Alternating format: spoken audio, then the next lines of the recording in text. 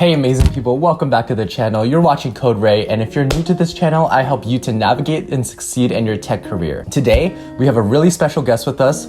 So I know a lot of you guys are currently doing your remote internships, and for those of you guys, I hope you're having a really amazing time and learning a lot of things. But there's probably a few things on your mind right now while you're doing your internship, and that's how you can succeed in your internship, whether it's becoming a better developer or getting that return offer. Last summer, I had the privilege to meet one of the smartest and most amazing people I know. He was my Facebook intern manager. He was an amazing mentor and teacher who guided me to become a better developer and also teach me a lot of things that I didn't know before. I wanted to ask him about succeeding in the tech internship for you guys so that it may provide some tips onto how to have a more fulfilling internship. Let's welcome Alex Chiou.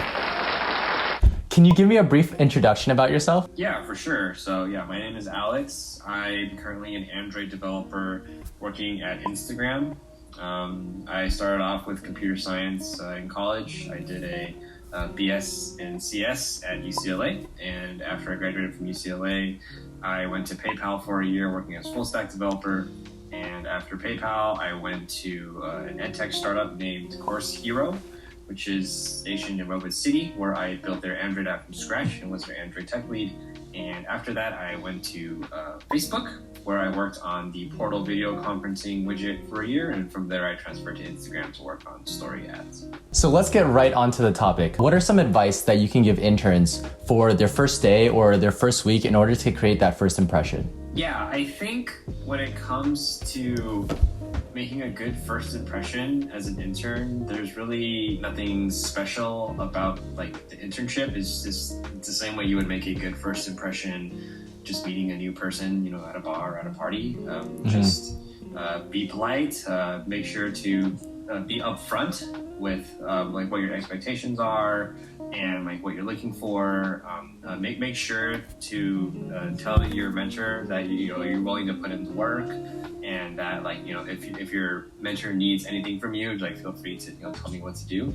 So make sure to establish the communication channels early on. I think that's the most important thing. And of course, be polite and don't cut people off. Make sure to listen to what your mentor and what everyone else around you has to say, and make sure to follow the instructions that people give you. Okay, because I remember when I first actually met Alex Chiou, I was super nervous and I really didn't know what to expect. And then he came in here and he seemed super calm and he just told me a lot of things and a lot of things I didn't remember. So make sure to write down everything that your manager tells you from day one. And one of the things that I just wanted to say is that I think in the beginning you should clearly tell your mentor what your goal out of this internship is. So if your goal is to get a return offer or is to become a better developer, you should probably tell your mentor what your goal should be. And in my case, I remember at the beginning I told Alex specifically that I wanted to come and try to get that return offer. Yeah, 100% agree with that. The goal of the mentor, of the intern manager, in that internship experience is to essentially help the intern succeed. And of course, the intern manager, part of their job is to kind of figure stuff out on their own. And that's kind of the responsibility, the burden of being a manager. But it always helps if the intern helps and essentially solves some of the problems for them by just telling them what they're looking for, so the intern manager doesn't have to figure it out. So it's a two-way street, right? If the intern can make things easier for the intern manager, then they should do it. If the intern manager can make things easier for the intern, then they should do it. Yeah, for sure. And so I know a lot of students are currently working at home right now, currently working remote. And so for those students working remote, what are some pieces of advice that you can give them for working remote and succeeding at your tech internship while working remote? Yeah, that's a good question. So there are a couple things that change with remote work. Number one, you don't have a nice office space. So one thing that I heavily recommend, which is something that I admittedly haven't been super good at since the COVID-19 pandemic started, is make sure that your home setup is good. When you're coming into the office, you already have a really baller, $500 work chair. You have a nice desk and everything's all laid out. You have a monitor. You're not going to have that by default working at home, right? So you don't want to be hunched over with your crappy little laptop just at your desk with no gear. Make sure you have as close to an actual office setup as possible at home. So get a monitor, get whatever mice and keyboard that you need, get a dope chair. The comfort level, the ergonomics of your setup are going to be really important. And then if you don't treat that seriously, it will drain you over time. The second piece of advice I have is just to make sure that your communication is especially good. When you're in the office and people can physically see you doing stuff, like, you don't really need to do much to show that you're working hard or you're getting stuff done. Like, people will just naturally see you doing stuff because they're sitting right next to you. But when everything is remote, that all changes. So just make sure that you're communicating through all the proper channels, like communicating your progress, depending on whatever your company's medium is. I think for most companies, they're going to use Slack. So if you get a big win, like you ship something, you fix a bug, you write some amount of code, that's good. Just make sure to share it with people on Slack and share it with people over chat or whatever. At Facebook, we use Workplace, which is essentially a business version of Facebook. So a big part of our culture is, after you accomplish something, make sure to share it on Workplace to just to let people know that you have done this good thing, and it helps you claim credit, and it makes it clear that you're actually doing something instead of being lazy. So another thing that I have is that a lot of students currently feel the imposter syndrome. And for those of you who don't know what that means, it's basically like when you go to a big company or you go to an area where you're not familiar with, you're actually feeling like everyone's better than you and you're not doing as well. So what tips can you give for students who are feeling the imposter syndrome? Yeah, the imposter syndrome is definitely a very common problem that happens in software, especially given that like the vast majority of people in Silicon Valley are quite hardworking and quite intelligent and quite talented. So it's very easy to feel like you're kind of the runt of the litter and you're falling behind. You don't deserve to be there. It's actually something that I went through myself when I first started working at Facebook. I think the number one piece of advice I have with imposter syndrome is to make sure that you leverage your support network and just communicate openly with people. So how I solved it is I essentially told my manager about it, and he essentially, gave me all the usual pep talk. Like, like the fact that you made it past the Facebook interview means that you deserve to be here. The Facebook interview is quite hard. We work very hard to screen out people who just get lucky and aren't actually that good. So essentially, reassuring me that the process of Facebook is good, and if you've made it, you just totally deserve to be here. And he, of course, pointed out some things I had done over the past 1 or 2 months since I joined the company that have already had an impact, a positive impact, and essentially just reassured me that I was a good engineer. I think that's the main thing of advice, because of course you can always try to give yourself that pep talk, but I think that's the problem, right? Like a lot of people who have imposter syndrome, they try to mentally give themselves pep talks to cheer themselves up, but they don't believe themselves, right? Which is the fundamental issue, right? It's like kind of a mental health blocker, where like you don't fully believe in yourself. So when that happens, it's nice to have an external force, like someone in your support network, to kind of reassure you and slowly heal you out of this problem.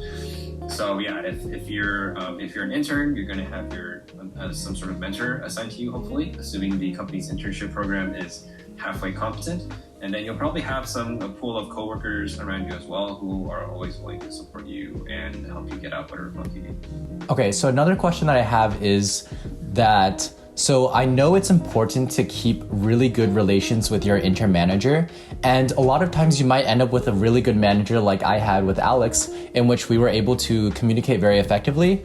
What is some things that you can tell people who have a manager who doesn't like talking or who has a hard time communicating with their intern? Yeah, I think one of the tricky parts about being a human being is that every person is different. Like some people are naturally extroverted, some people are naturally introverted, some people have different communication styles.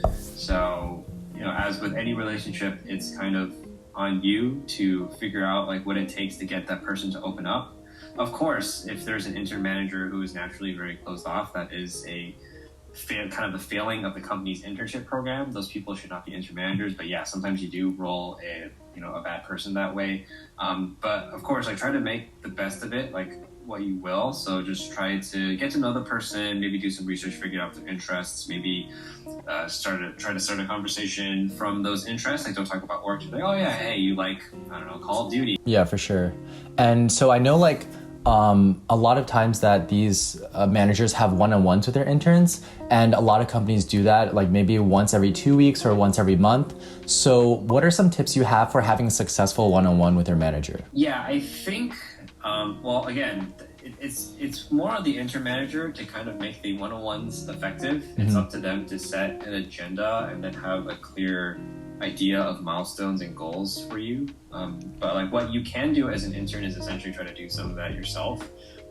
As Ray mentioned before, it's good to set expectations and have a clear picture of what you want out of the internship. Like getting the return offer is just the surface, right? That's pretty straightforward. The vast majority of interns are looking for a return offer, but like, you know, you can break down what you want to learn. That's really helpful as well.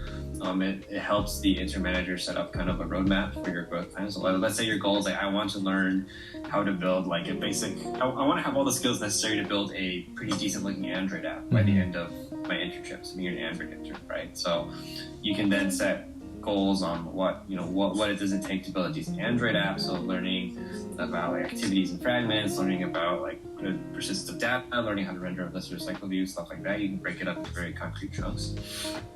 So yeah, just be clear with like what you're looking for. And if you are able to do that, the intern manager can create a better and clearer plan, depending on how clear you are, and then they can use the one-on-ones as a vehicle to essentially deliver on each piece of the plan sequentially. For sure, and that's really helpful.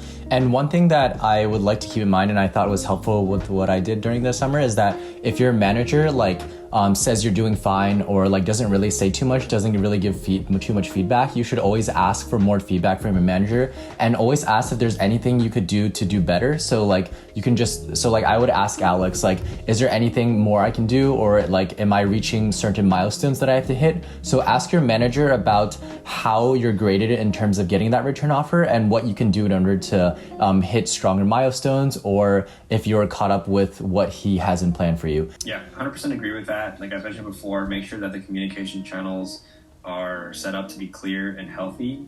Just be upfront with your mentor / intern manager that like, hey, like I just want you to be 100% honest with me all the time. If I'm doing bad, just tell me I'm doing bad. Just always give it to me straight. You don't need to sugarcoat anything. I think that's the most effective and ideal way to manage like such a growth heavy opportunity like an internship.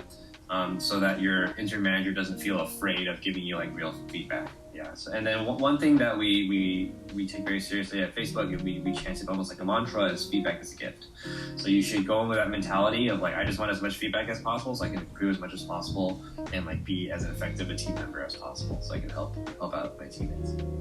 And another thing that we have in terms of social interactions with teammates is essentially collaboration and networking. So I know that collaboration is extremely important among your team. So not just with your mentor, but also with the other people on your team, because you can also learn a lot from them and become a better developer if you ask them a lot of questions. And so one thing is like, how can you network with people outside of your organization, with other people in your organization that's not your intern manager? Yeah, so again, the relationship kind of goes both ways. It's kind of on your intern manager's job, at least at Facebook, to kind of introduce you to more people so that you can get a more diverse array of sources to learn from, and then at the end of the day you can get a diverse array of feedback when it comes to evaluating the performance that you had on your internship. In terms of things that you can do personally, I mean, it's just the same thing as getting to know people in general. Just go out and wander around and try to meet people. Especially if at a company as social as Facebook, it's actually quite easy. You can just like wander around during lunch and be like, oh yeah, like what's your name? Like what do you work on? Like blah, blah, blah, blah. And then I think the vast majority of companies, like solid tech companies, internship programs, they have some sort of networking program to help interns get to know each other. So just definitely leverage that. Like at Facebook, there's many events that are interns only. It's the perfect time for you to just walk up to an intern that you don't know from like a completely different part of the company and just say hi, learn about what they're doing, maybe learn something that maybe learn something like about some technical stack you've never worked with before. So I think like currently, because a lot of people are at home, like what are some things to basically like help you network when you're at home and when you can't really like talk to them in person? Yeah, that's pretty tricky. Yeah, so there's multiple avenues for collaboration here, and also varies depending on the company. I think, of course, you can always, there's going to be social groups, like virtual social groups, right? Like at Facebook, I work in Instagram. There's a social group for all of Instagram. There's a social chat for like all of Instagram ads, which is the org I work within. So you can always participate there. And then there's like various like offsite activities. So, before the offsite, we would like all go somewhere like, paintballing or something. But then now we have virtual offsites where we play like some game online. So that's an opportunity for you to get to know people.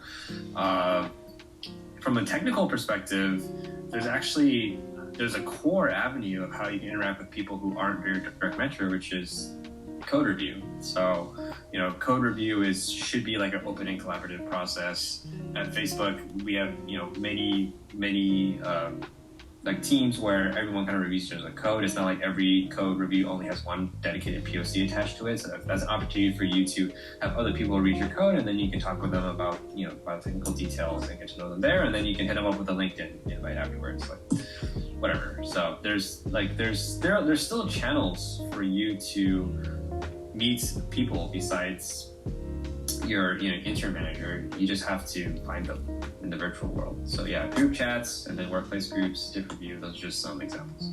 Yeah, for sure. Like in remote, make sure to really put yourself out there than usual because you can't see them in person. And I think a lot of this comes with like joining your virtual team meetings or connecting with the other people on your team. So make sure to connect with like all the members on your team and at least know what their name is and what they do on the team. And just make sure you have them in mind as resources that you can use, because a lot of the times, a lot of interns don't really ask their managers for help when they need help when they're fixing bugs. So what are some tips you can give for when to ask for help? I think the advice I have here is just kind of clear the mental blocker of just trying to solve everything yourself in isolation. So my rule of thumb is like, if you're stuck on something for more than 15 minutes, you just ask someone for help. I think the biggest mental roadblock that people have is they interpret asking for help as a sign of weakness, which I think is just 100% wrong, and is actually quite the opposite of what it is in reality. I think thinking that you're completely self-sufficient and not asking for help is actually a sign of weakness, a sign of mental weakness. I think being, open enough to recognize your flaws and ask for help when you legitimately need it is a sign of strength, because that means that you have a good perception of where you are and you have the mentality necessary to improve yourself quickly. If you just try to solve everything on your own, number one, there's a chance you don't succeed. You'll just be stuck forever and you never solve a problem and you fail. The second option, which is likely to happen, is you will solve the problem, but you're going to do it in like a really janky way because you're not really getting outside feedback to help you. And let's be honest, like if you're an intern, you're probably not that good at coding yet. So like if you do somehow manage to like struggle solve this problem after like 3 hours, like your solution's probably going to suck. Right. So just ask for help early, and then just it's not an ego or like a sign of weakness like issue like at all. Just ask for help when you need it. But just spend like 10-15 minutes trying to solve it yourself. There isn't another extreme end, which is like whenever you hit with any tiny small sign of resistance, you ask for help. That is also bad, but I actually don't see that most of the time. I think most people who get internships, especially at tech companies, they mean well and they're legitimately trying pretty hard. So just spend like 10-15 minutes and you can solve yourself for help. Yeah, and one thing I would recommend is like asking for help is like really helpful, but make sure not to always ask for the same questions if you forget. So make sure to like record everything your mentor says, just so you're not bothering them with always the same questions all the time. And that would be really helpful for you in the future.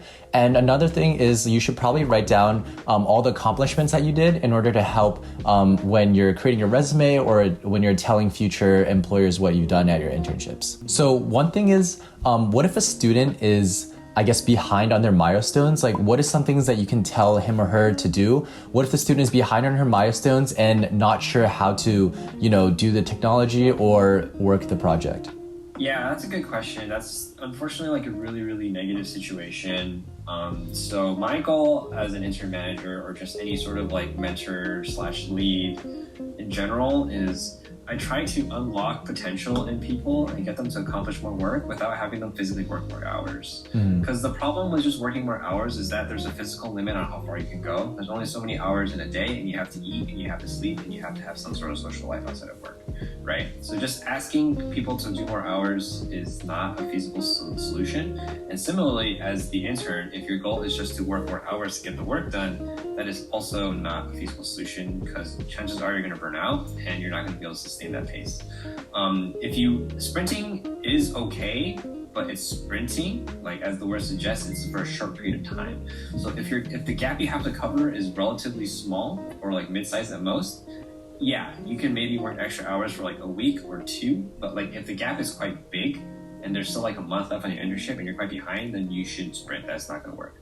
So when it comes to kind of debugging these efficiency gaps or debugging these productivity gaps rather, your goal should be to look for efficiency improvements. So if the internship program is reasonable, which I think Facebook's is quite reasonable, we try to set expectations where, assuming that everything is going smoothly and you're working hard and you have a reasonable amount of CS skill, because you're coming with an undergraduate degree from like a solid university, you should be able to get a good amount of work done and get the offer, right?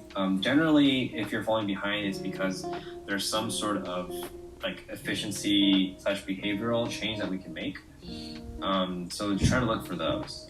So here are some examples. Like maybe you're taking a lot of time because there's some tooling that's like really bad and it makes you do like a bunch of manual work. We should fix the tooling, and that's actually not on the intern. Like it's up to the team that has the intern to make sure that the tooling suite is smooth and fast so the intern can move quickly. Another one, and this one's more on the intern, is I've seen that the interns write like pretty messy code. And they're just getting slowed down because their code takes forever to merge because it's messy, so it takes a lot of iterations to land. So how do you debug messy code? There's so many things you can do. Like number one, you can structure your code to be cleaner and more bite-sized. So oftentimes your code is messy because you're trying to submit a pull request with like 5,000 lines in it. Then no one can review that, right? You should split it up into like 100 smaller pull requests with 50 lines each. Since it's more bite-sized, it's easier to get approved and you can just land them piece by piece. It's more iterative. It de-risks the chances of you not getting anything done after a week, right? If you are running into problems with your general coding strategy, you can solve that by being more proactive with your code. Before you write a single line of code, have a chat with your intern manager or another tech lead on the team. Be like, okay, I'm trying to solve this problem. What's the general technical strategy I can use to solve this problem? Like, where should the code go? What kind of classes do I make? What kind of interfaces do I make? Right? So you're essentially being proactive, which saves time, because being reactive is never where you want to be, right? So at a high level, if you're falling really behind, we have to debug it and find the efficiency gap to plug. And that's the right answer like 95% of the time, at least at Facebook. Or again, we are very, very careful in making sure that the expectations for the intern are quite reasonable. Awesome. And to go with your being proactive, one thing I would suggest is if you are falling behind, make sure not to keep it to yourself. Make sure to tell your manager that you are falling behind or that you're really stressed about what you're doing. And they probably have some ideas in order to help you like work faster or reach your milestones. And they can be a valuable resource that a lot of people fail to take in sometimes. Yeah, to add on to that, that's another good point, is oftentimes it's just a mentality issue. Like you just don't really feel the motivation. So even though you're physically working 8 hours a day, you're not getting 8 hours of work done a day because your mind is just not in the right place. And if that's the problem, again, you just have to be proactive in communication, be open, and then leverage your support network. Sometimes you just need someone to provide some emotional support and then give you a hug. I guess you get a virtual hug now. And then after your mentality is fixed, like you'll just find yourself naturally moving like 50%, 100% faster, right? It's just, you were just feeling down. You just had to fix that. Right, for sure. Okay, so seeing as we are running out of time, do you have any last words of encouragement for our fellow interns this summer?